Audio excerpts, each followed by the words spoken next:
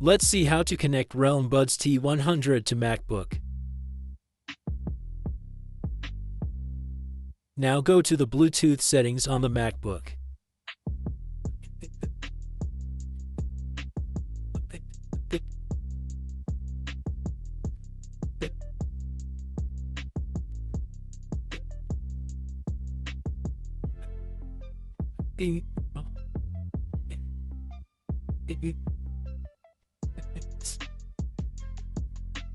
If the Bluetooth device doesn't appear on your MacBook,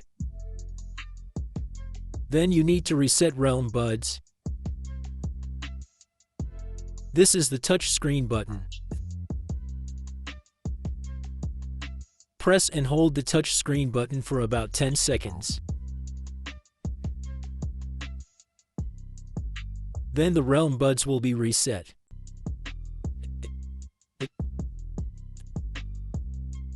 Now the headphone Bluetooth device is showing up on your MacBook. Now connect your device. Now your Bluetooth headphones are connected.